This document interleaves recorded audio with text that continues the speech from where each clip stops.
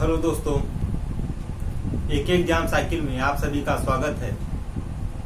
मैं आशुतोष कुमार सिद्धार्थ। आप लोगों का राज्य व्यवस्था चल रहा था, जिसमें हम अनुच्छेद 51 तक देख लिए थे। अब हम देखेंगे इसमें जो संशोधन हुआ है, हमारा राज्य के जो नीति निदेशक तत्व हैं, निदेशक तत्व में जो संशोधन हुआ है उसके बारे में देख लेते हैं। कौन कौन सा संविधान संशोधन हुआ था इसमें। पहले इसमें हमारा जो संविधान संशोधन हुआ है 42वां संविधान संशोधन 1976। अभी इसके बारे में भी डिटेल लेकर चलेंगे। पहले ओवरव्यू ले लेते हैं। फिर 44वां संविधान संशोधन 1978 के माध्यम से कुछ अनुच्छेद जोड़े गए। 86वें संविधान संशोधन अधिनियम 2002 के माध्यम से क्या जोड़ा गया था, हमारा शिक्षा का अधिकार जो जोड़ा गया था। फिर इसके बाद 97वां संविधान संशोधन 2011, इसमें 4 संशोधन किए गए हैं। किसमें? नीति निदेशक तत्व में। तो हम एक एक को लेकर क्रम से चलेंगे। राज्य व्यवस्था,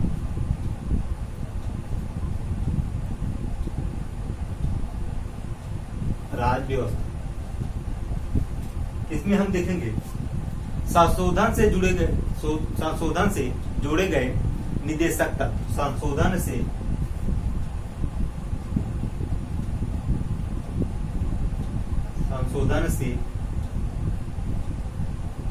जोड़े गए निदेशक तत्व।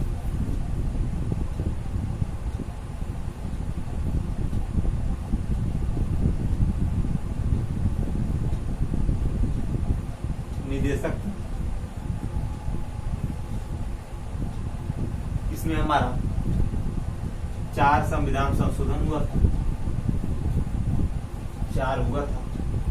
पहला हमारा कौन सा है? 42वां संविधान संशोधन अधिनियम 1976। 42वां संविधान संशोधन अधिनियम 1976। 42वां संविधान संशोधन 1976। अगला जो है हमारा 44वां संविधान संशोधन 1978। 44वां संविधान संशोधन अधिनियम 1978। इसके बाद जो अगला संशोधन है हमारा 86वां संविधान संशोधन अधिनियम 2002। 86वां संविधान संशोधन अधिनियम 2002। अब अंतिम जो हमारा संशोधन है 97वां संविधान संशोधन अधिनियम 2011। 97वां संविधान संशोधन अधिनियम 2011। अब हम एक एक संशोधन को लेकर चलेंगे। 4 संशोधन हुआ था, हम एक एक संशोधन को लेकर चलेंगे। इसमें कौन कौन से अनुच्छेद में क्या प्रावधान किया गया, कौन सा संशोधन किया गया, सब डिटेल से देखेंगे। पहले इतना चार्ट आप नोट कर लीजिए। चलिए तो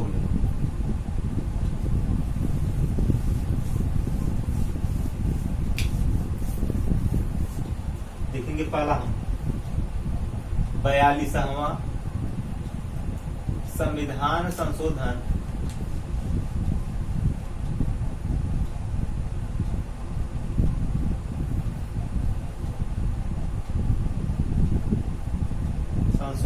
अधिनियम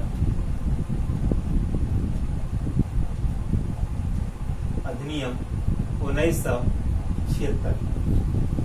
42वां संविधान संशोधन अधिनियम 1976। इसमें जो नीति निदेशक तत्व के अंतर्गत जो अनुच्छेद को जोड़ा गया है, अनुच्छेद 39 क को जोड़ा गया है।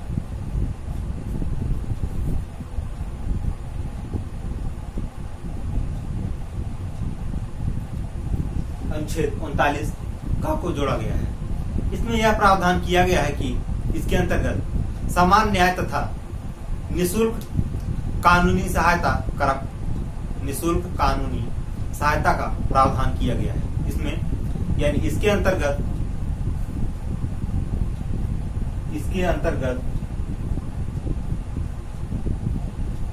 समान न्याय तथा निःशुल्क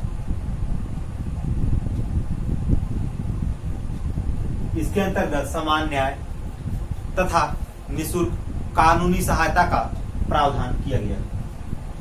निःशुल्क कानूनी सहायता का प्रावधान किया गया है।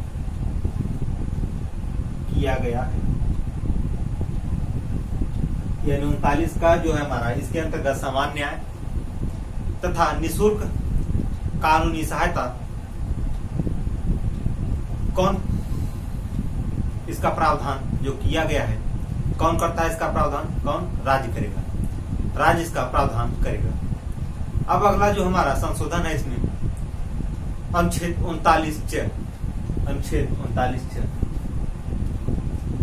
आर्टिकल 39 इसमें क्या जोड़ा गया? बालकों की शोषण से सुरक्षा तथा उनके स्वास्थ्य का संरक्षण का प्रावधान किया गया है। बालकों के शोषण से सुरक्षा तथा उनके स्वास्थ्य का इसमें प्रावधान किया गया है। बालकों के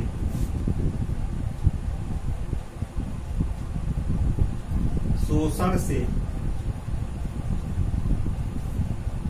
सुरक्षा,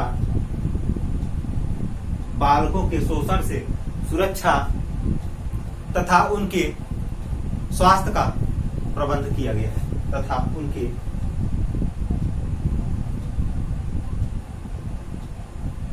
स्वास्थ्य का प्रावधान किया गया है।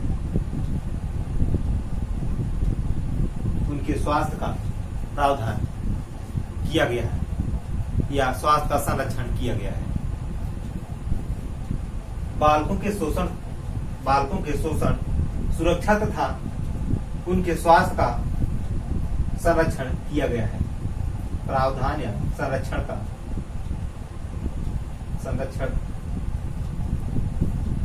किया गया है। शोषण से सुरक्षा, शोषण से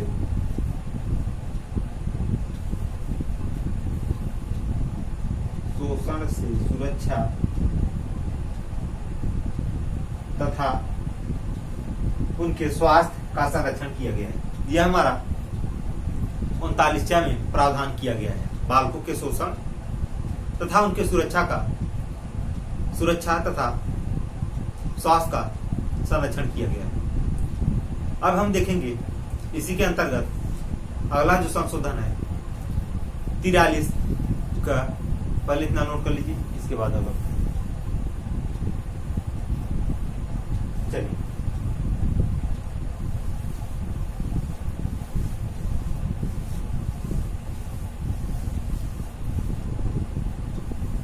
अगला जो संशोधन है हमारा अनुच्छेद 43 का, इसमें यह प्रावधान किया गया है इसके अंतर्गत कि कर्मकारों को उद्योगों के प्रबंध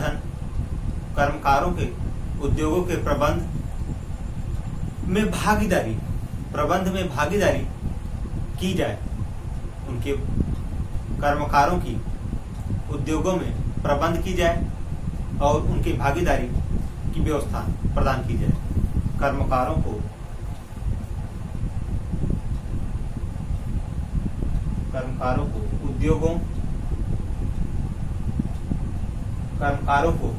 उद्योगों के प्रबंध में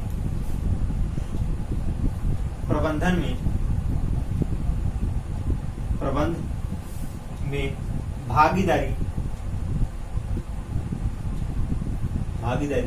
किया जाए। कर्मकारों को उद्योगों के प्रबंध में भागीदारी किया जाए। यह किसमें प्रावधान किया गया है? यह हमारा अनुच्छेद 43 का में प्रावधान किया गया है। अब जो अगला हमारा इसमें संशोधन है अनुच्छेद 48 का, इसमें यह प्रावधान किया गया है 48 का में पर्यावरण का संरक्षण तथा वन्य जीव की सुरक्षा, पर्यावरण का संरक्षण तथा वन्य जीव की संरक्षण।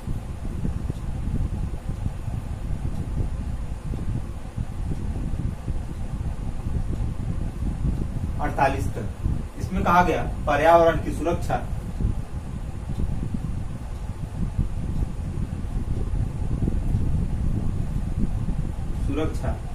तथा वन्य जीव का संरक्षण, यानी पर्यावरण की सुरक्षा की जाए और जो वन्य जीव हैं उनका भी संरक्षण किया जाए, उनका सुरक्षा किया जाए। यह हमारा 42वां संविधान संशोधन 1976 के माध्यम से इतना जोड़ने का प्रावधान किया गया है।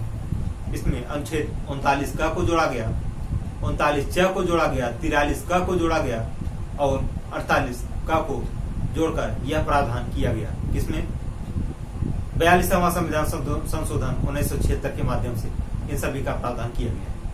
अब इसके आगे हम देखेंगे 44वां संविधान संशोधन अधिनियम 1978 के माध्यम से क्या प्रावधान किया गया है। उससे पहले इतना नोट कर लीजिए।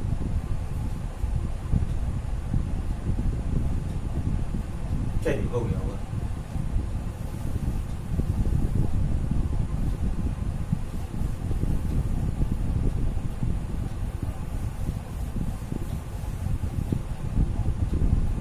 दूसरा हो जाएगा हमारा 44वां संविधान संशोधन अधिनियम 1978। इसमें हमारा पहला जो संशोधन है अनुच्छेद 38(2), अनुच्छेद 38(2) आर्टिकल 38 में जो उसका सबखंड है 2, इसमें यह प्रावधान किया गया है कि राज्य को आय प्रतिष्ठा तथा सुविधाओं में असमानता को दूर करने के लिए क्या करे, कदम उठाए। कौन? राज्य को आय प्रतिष्ठा तथा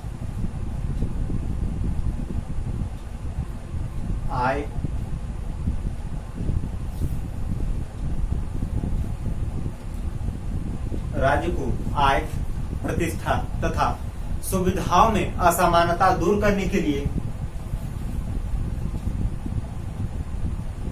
सुविधाओं में असमानता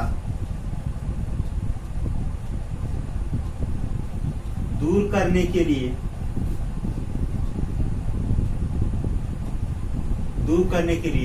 कदम उठाना चाहिए।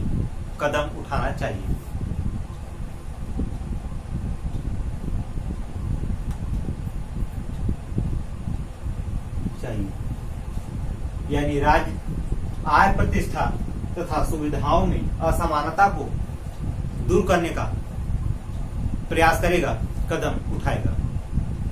यह 38 अनुच्छेद 38(2) में प्रावधान किया गया है।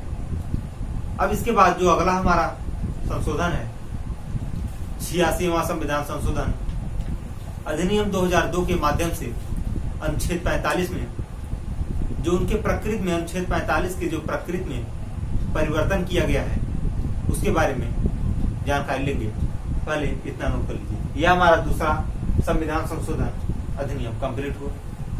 अब आगे देखेंगे हमारा 86वां संविधान संशोधन अधिनियम 2002।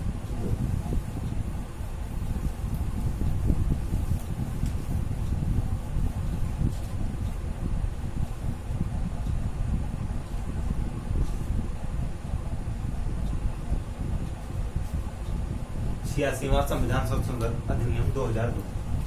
इसमें यह प्रावधान किया गया है आर्टिकल 40। इसमें इसके माध्यम से राज्य को शैशवावस्था से लेकर 6 वर्ष शैशवावस्था से लेकर 6 वर्ष के बालकों की देखभाल तथा निःशुल्क एवं अनिवार्य शिक्षा हेतु दिशा निर्देश जारी किया गया है। इसके अंतर्गत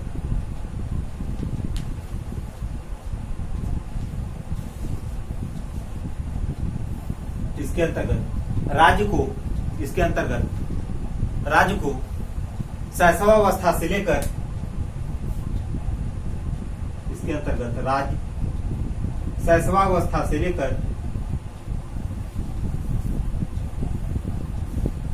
शैशवावस्था से लेकर 6 वर्ष के बालकों शैशवावस्था से लेकर 6 वर्ष के बालकों की देखभाल हेतु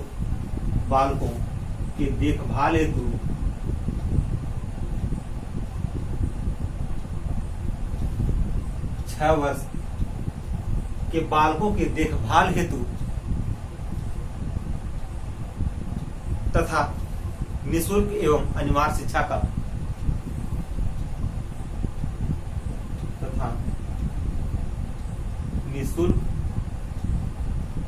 अनिवार्य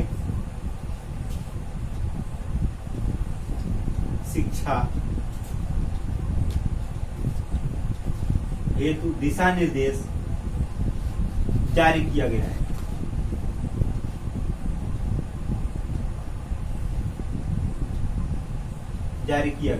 क्या प्रावधान किया गया? इसके अंतर्गत राज्य शैशवावस्था से लेकर 6 वर्ष के बालकों के देखभाल हेतु तथा उनके निःशुल्क शिक्षा एवं अनिवार्य शिक्षा का प्रावधान करेगा। निःशुल्क एवं अनिवार्य शिक्षा हेतु दिशा निर्देश जारी करेगा। कौन? राज्य यह प्रावधान करेगा। इतना नोट कर लीजिए।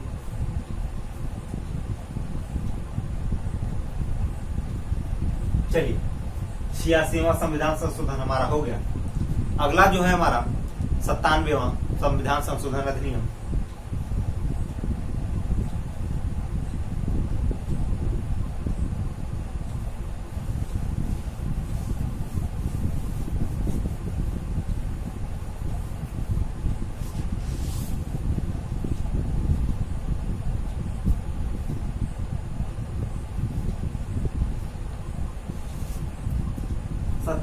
संविधान संशोधन अधिनियम 2011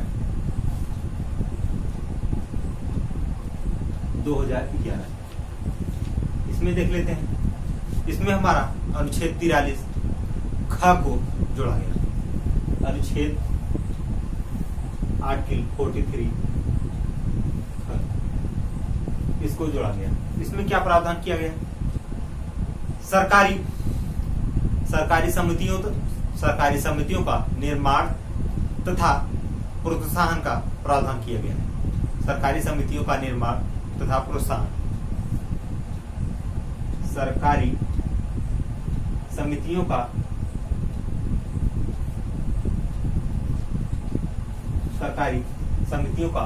निर्माण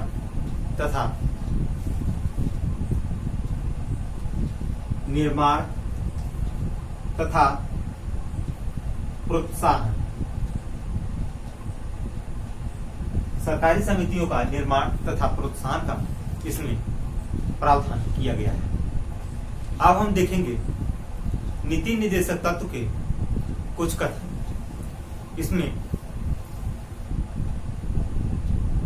कौन कौन से कथन दिए गए हैं, इसमें कौन कौन इसमें प्रावधान किए हैं, क्या प्रावधान किया गया है इसमें, उसको हम देखेंगे।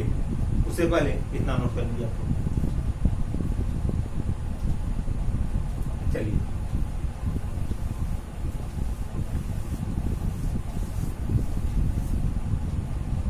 अब देखेंगे हम निदेशक तत्वों के कुछ कथन। निदेशक तत्वों के कुछ कथन। इसमें हमारे जो पहला कथन है केटी शाह के द्वारा जो दिया गया है, पहले देख लेते हैं। केटी शाह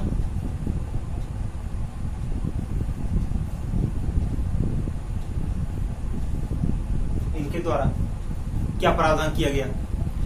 इनके द्वारा यह कहा गया कि यह एक ऐसा चेक है जिसका भुगतान बैंकों की इच्छा पर छोड़ दिया गया है। यह एक ऐसा चेक है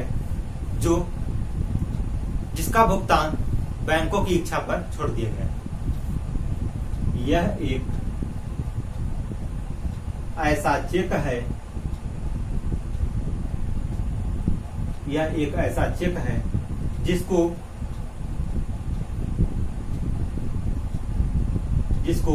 बैंक जिसका भुगतान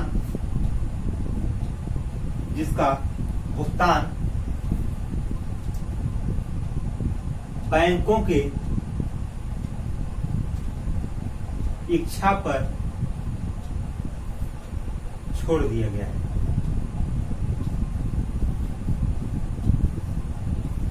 छोड़ दिया गया है, यानी केटी शाह के द्वारा इसमें जो भी प्रावधान किया गया, जो कथन कहा गया, इसमें इनका यह कथन था कि यह एक ऐसा चेक है जिसका भुगतान बैंक अपनी इच्छा से कर सकता है। उसका इच्छा होगा तो इसको भुगतान करेगा, अन्यथा इसका भुगतान नहीं करेगा। यह केटी शाह के द्वारा इस कथन का प्रावधान किया गया। अब इसमें हम अगला जो कथन है नसरुद्दीन का कथन है। अगली जो है नसीरुद्दीन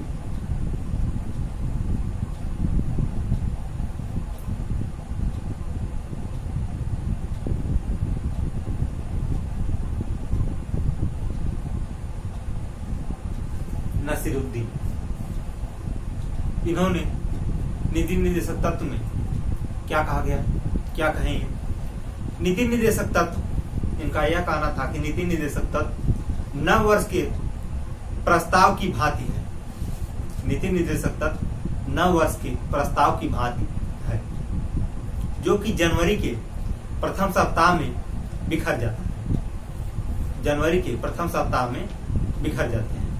नीति निर्देशक तत्व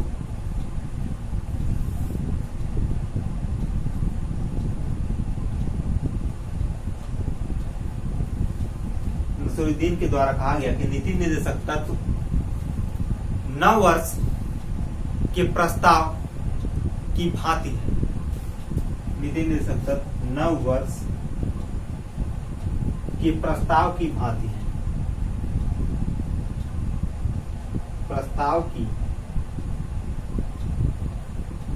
भांति है, नव वर्ष के प्रस्ताव की भांति है, जिसका जनवरी के प्रथम सप्ताह में भांति है, जो कि जनवरी के प्रथम सप्ताह में बिखर जाता है, जो कि जनवरी के प्रथम सप्ताह में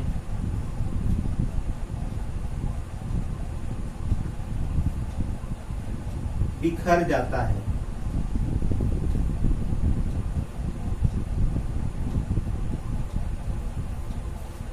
इनका यह कथन था कि नीति निर्देशक तत्व तो नव वर्ष की भांति है, नव वर्ष के प्रस्ताव की भांति है, जो कि जनवरी के प्रथम सप्ताह में क्या हो जाता है, बिखर जाता है। अब इसी कड़ी में हम जो अगला कथन है टीटी कृष्णाचारी का कथन है, उसके पहले आप लोग इतना नोट कर लीजिए, इसके बाद आगे चलिए।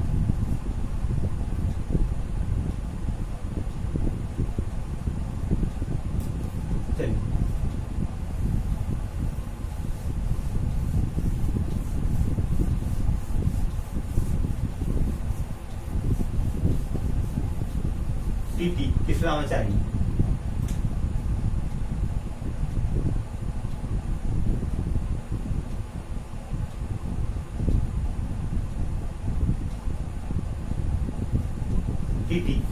कृष्णाचारी इन्होंने नीति निर्देशक तत्वों को भावनाओं का अस्थाई कूड़ाघर, भावनाओं का अस्थाई कूड़ाघर की संज्ञा दी।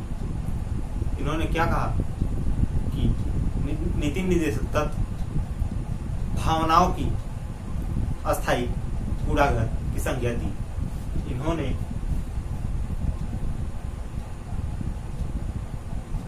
नीति निर्देशक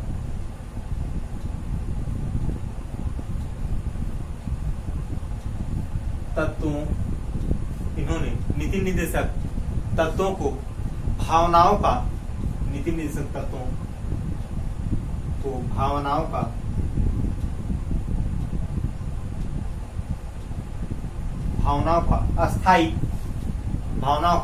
अस्थाई कूड़ाघर की संज्ञा दी। भावनाओं का अस्थाई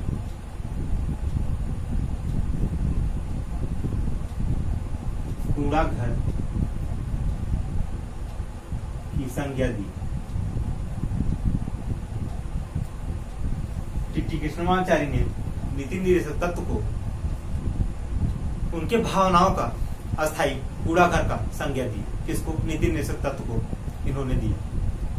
अब इसी कड़ी में हमारा जो अगला कथन है के संथानम, अगला हमारा है के संथानम के अनुसार। चौथा जो है हमारा कथन के संथानम, इनके अनुसार क्या प्रावधान किया गया? के संथानम के नीति निर्देशक तत्वों के कारण भारत में, नीति निर्देशक तत्वों के कारण भारत में केंद्र तथा राज्यों के बीच राष्ट्रपति तथा प्रधानमंत्री के बीच संवैधानिक टकराव की संभावना विद्यमान है। इनका यह कथन था कि नीति निर्देशक तत्वों के कारण, नीति निर्देशक तत्वों के कारण, नीति निर्देशक तत्वों के कारण भारत में केंद्र तथा राज्यों के बीच, भारत में केंद्र तथा राज्यों के बीच, केंद्र तथा राज्यों के बीच, राष्ट्रपति तथा प्रधानमंत्री के बीच, राष्ट्रपति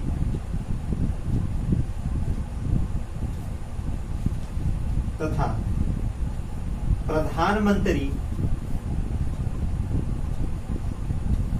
के बीच संवैधानिक टकराव की संभावना विद्यमान है। के बीच संवैधानिक टकराव की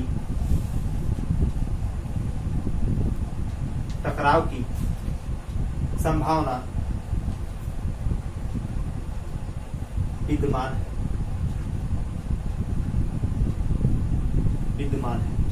यानी केटी जो आपका के संथानन है, के संथानन के अनुसार नीति निर्देशक तत्व के कारण भारत में केंद्र तथा राज्यों के बीच तथा उनके राष्ट्रपति तथा प्रधानमंत्री के बीच संवैधानिक टकराव का संभावना विद्यमान है।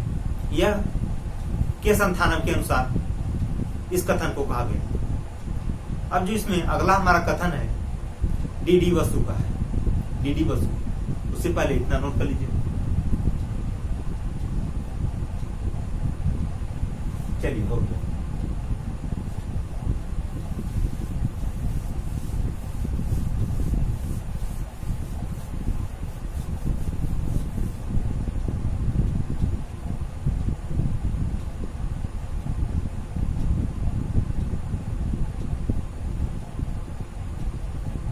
डीडी वसु, इनके अनुसार क्या प्रावधान किया गया उसको भी देख लेते हैं। डीडी वसु के अनुसार नीति निर्देशक तत्वों के कारण भारत में संसदीय प्रजातंत्र को गंभीर क्षति पहुंचती है। नीति निर्देशक तत्वों के कारण भारत में संसदीय प्रजातंत्र को गंभीर क्षति पहुंचती है, गंभीर नुकसान पहुंचता है। देख लेते हैं नीति निर्देशक तत्व डीडी बसु के कारण नीति निदेशक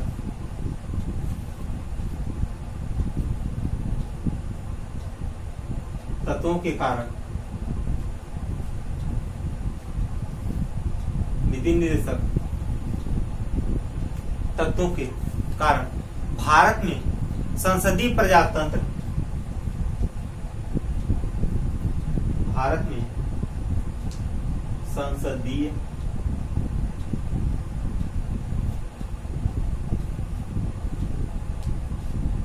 संसदीय प्रजातंत्र को गंभीर क्षति पहुंचती है। प्रजातंत्र को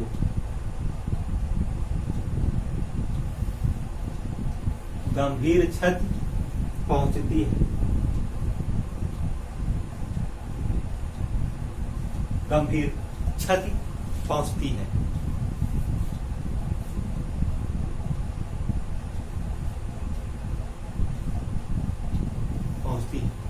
यह कथन था हमारा डीडी बसु का।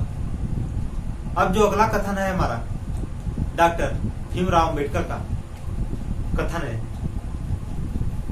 पहले इतना नोट कर लीजिए आप लोग, इसके बाद अगला कथन हम देखेंगे। चलिए, हो गया होगा। जो 7वां कथन है हमारा डॉक्टर बी आर अम्बेडकर का है। डॉक्टर भीमराव अंबेडकर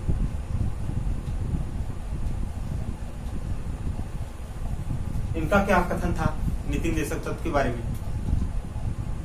इन्होंने लोगों के प्रति अवहेलना कोई भी सरकार नीति निदेशक तत्वों का इन्होंने लोगों के प्रति उत्तरदायी कोई भी सरकार नीति निदेशक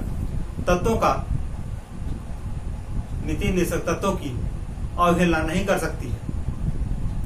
नीति निदेशक तत्वों की अवहेलना नहीं कर सकती है तथा यदि करती है तो उसे जनता को जवाब देना होगा। इनके प्रति डॉक्टर बी आर अम्बेडकर के अनुसार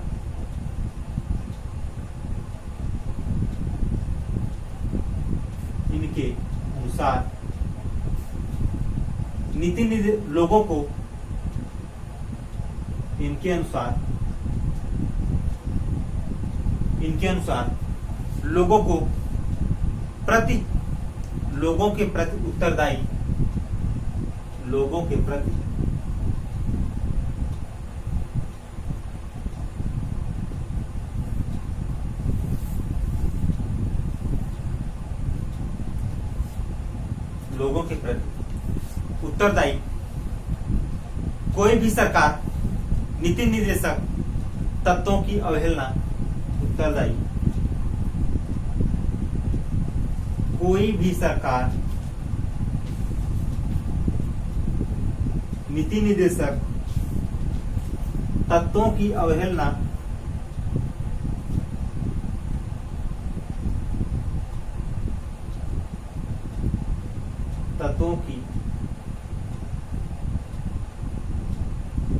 निदेशक तत्वों की अवहेलना नहीं कर सकती है। नीति निदेशक तत्वों की अवहेलना नहीं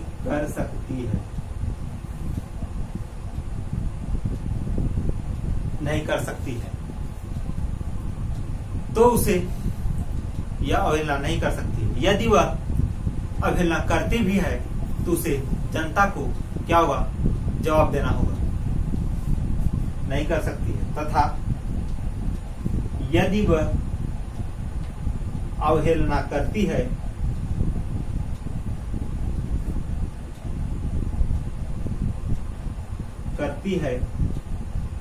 तो उसे जनता को जवाब देना होगा। बी आर अम्बेडकर के अनुसार यह कथन कहा गया कि लोगों के प्रति उत्तरदायी कोई भी सरकार नीति निदेशक तत्वों की अगर अवहेलना कर रही है अवहेलना नहीं कर सकती है, अवहेलना नहीं कर सकती है। अगर वह अवहेलना करती भी है तो उसे जनता को क्या करना होगा, जवाब देना होगा। यह डॉक्टर B.R. अम्बेडकर का कथन था। इतना नोट कर लीजिए, फिर आगे देखते हैं।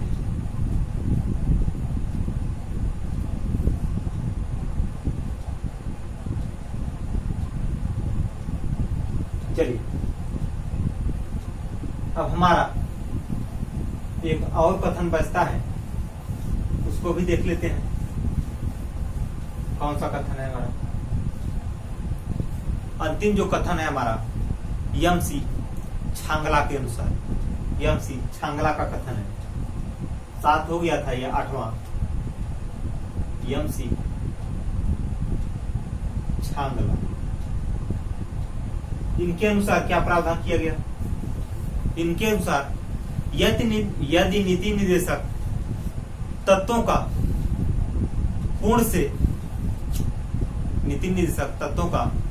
पूर्ण रूप से पालन किया जाता तो भारत धरती पर स्वर्ग की भांति चमकने लगता। यमसी छांगला के अनुसार,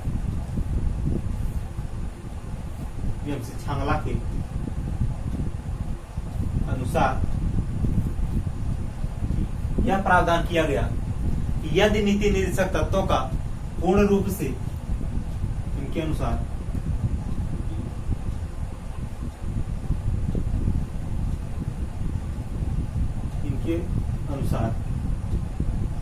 या ऐसे लिखते हैं, यदि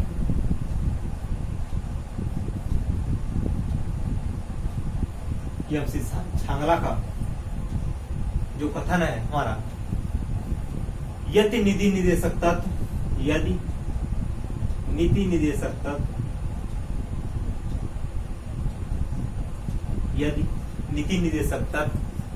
का पूर्ण रूप से पालन किया जाता, नीति निर्देशक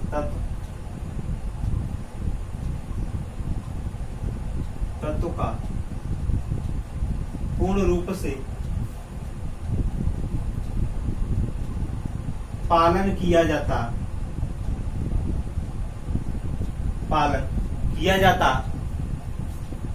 तो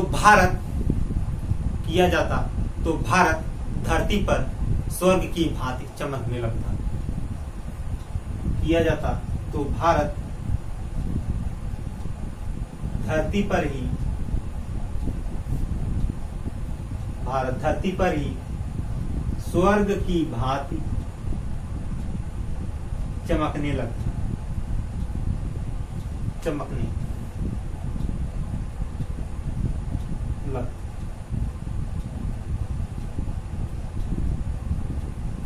यह यमसी छांगला के अनुसार जो कथन कहा गया, यह कथन इंपॉर्टेंट है, क्योंकि इसमें इनका यह कथन था कि यदि नीति निर्देशक तत्व का पूर्ण रूप से पालन अगर हो रहा है, अगर होता, तो हमारा जो भारत है धरती पर ही स्वर्ग की भांति चमकने लगता। यानी धरती है हमारा जो है भारत, धरती पर ही हमारा क्या होता, स्वर्ग की भांति चमकने लगता। इसलिए यह कथन हमारा इंपॉर्टेंट है, इसको हम लगा दिए इंपॉर्टेंट।